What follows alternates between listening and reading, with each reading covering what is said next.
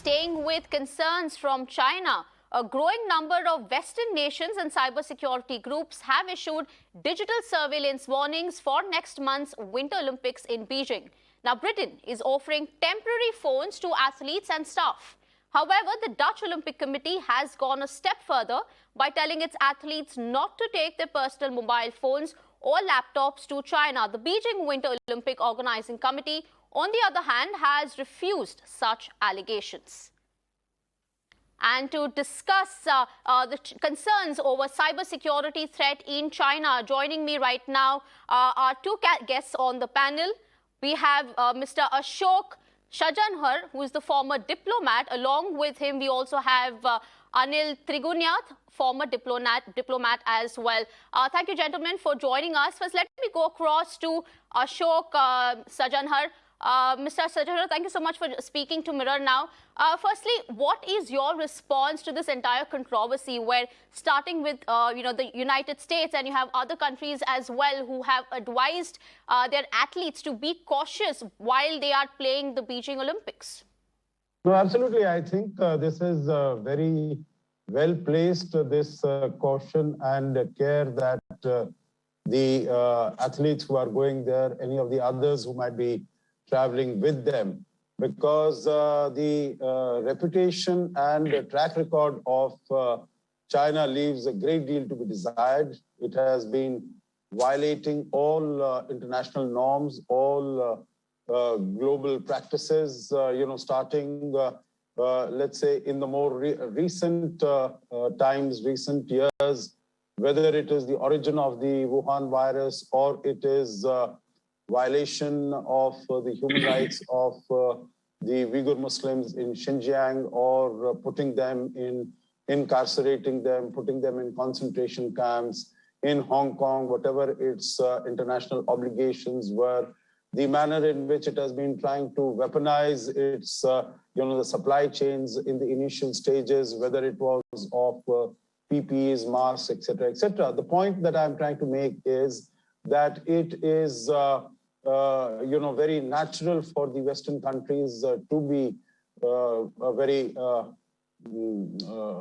concerned about this, and very apprehensive that China might try to do something. And of course, we have seen that in recent years, China has advanced as far as its technology is concerned.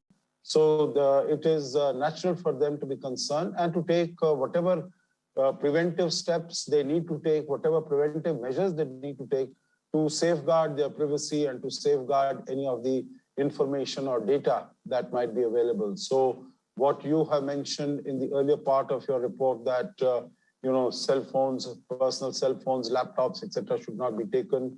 Some very basic cell phones will be provided to the athletes who are going there by Canada or by Britain. I think that's the right way to go forward. That's right. As you rightly pointed out about the privacy and, security concerns, what we're talking about right now is actually an app that is in question. In fact, this is a health app where, just to remind our viewers, this is a health app which all the athletes have been asked to download on their phone and register on the app ahead of Beijing Olympics. Now, while essentially this is to monitor the health of the athletes amid COVID, experts have flagged off certain scrutiny measures, that there could be snooping charges, that there could be a way or a bid to snoop on athletes. So let me come across to you, Mr.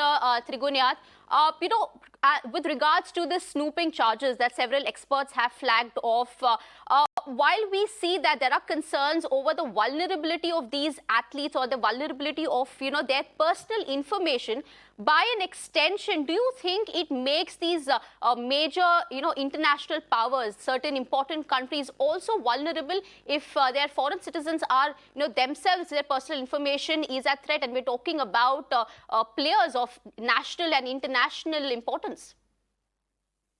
Yeah, I fully agree what Ambassador Sajanhar has said. But at the same time, I would also like to tell you that surveillance is an integral part of today's global system. It is not only China, it is not only one country or the other, it's all the countries. And the countries that are coming up with this kind of a thing, and of course, China is notorious. for being a totalitarian state. The surveillance is there where access to the internet is not there. They use their own networks, whether it's Baidu or the others. They have not allowed the same kind of access to the countries or the other apps from the US. And that's what we have seen in many countries, that those apps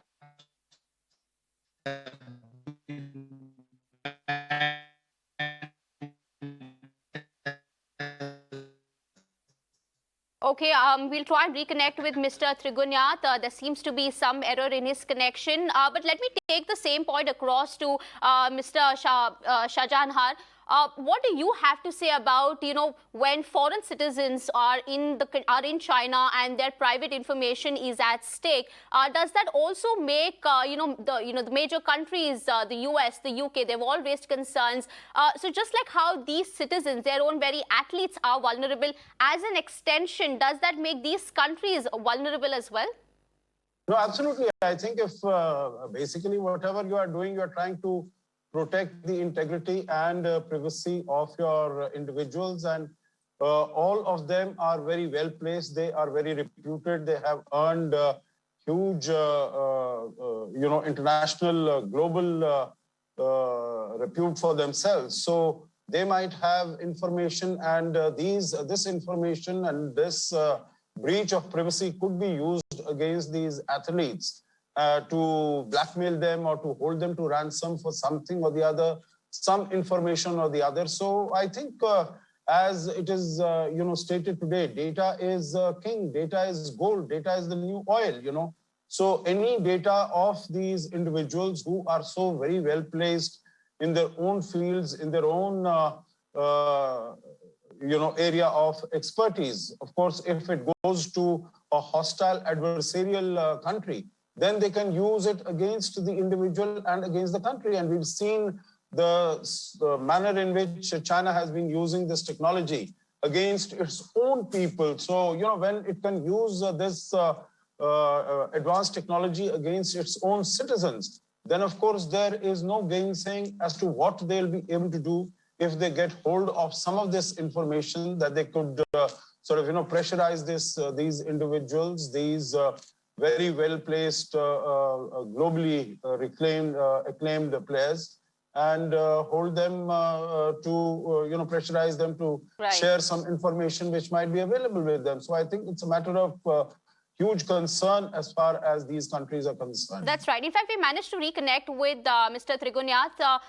What do you have to, we lost you earlier, but now that you're back with us, what do you have to say to this? As Mr. Shahjahanhar rightly mentioned, that, athletes, these are people with a social standing, and if their private information is at threat, this by and large also threatens national security when it comes to powerful countries like the US, the UK. We've also seen Australia and the Dutch also warn against the issue of warning advisory. So, they can use this information against these countries. How do you respond to that? Well, absolutely correct. What Ambassador Shahjahanhar has said is 100% the thing. The fact remains is that it is everywhere the data is being used, and the high value targets are always anywhere they are being surveillance is a normal thing. So it is happening. That is something, and the countries that have come out with it are the countries that have also boycotted the Olympics, on human rights grounds or some other grounds. So that's there very much. So I believe that this action that is being taken by the athletes who are participating in their individual capacities, because there are no official delegations there. Obviously, China is a notorious country. It is known for its totalitarian regime. It's known for its day-to-day surveillance, not from now. This has been their governance structure. And therefore, one would it will be naive to think that the people who are going there will not be surveillance. I mean, the internet there is fully controlled, governed, and hardly any speed. But now they have mentioned that they are allowing the access to the apps and like Facebook and others. They are opening it, and that this has been checked by Google and others. So this is there, but at the same time, you cannot negate the fact that there is a threat. There is a threat of being used, your data being used, your privacy being breached. All this will continue to happen there. That is absolute. Nobody can deny the fact. How are you going to counter it is virtually impossible. Only thing, unless you take the burner phones or you are going to take the ordinary phones, not the smartphones, but then you are supposed to bring down, I mean, as you mentioned about the app, health app of China, which should show that you are there, which is now being used by nearly all the countries. Every country uses an app in which you show your status or whether you are vaccinated or not. I mean, that is the requirement in the country and that you have to comply with it. And in that app, as we have seen in other apps, there is a snooping possibilities. Yes, they are very much there. One more question I'd like to know from you. So what is, what measures can, say, at the diplomatic front, what can be done in order to prevent, sort of, this is like a technological invasion by China. So to counter that, or at the diplomatic level, what can be done? As we've been talking about, China is notorious. Its track record is very poor. I agree with my friend, Ambassador Anand Gunayat, that, all countries do it. But the problem here is, if the Olympics, for instance, were held a few months ago in Tokyo, no one really raised this issue. It is because China has become so very notorious. Its track record is so sullied. Its track record is so mired in controversy that, it uses its authoritarian system to push back against individual freedoms, against individual privacy. Meaning, I can tell you that if these Winter Games were to be hosted by any other country, whether it is South Korea, Australia, anywhere, I'm sure that these issues, these concerns would not be raised at all, because there is a certain level of integrity, honesty, that and confidence that these countries enjoy. Unfortunately, particularly over the last 2 years, when this pandemic has started and the manner in which China has conducted itself and behaved, this reputation and this faith and trust in China has nosedived, has dipped very low.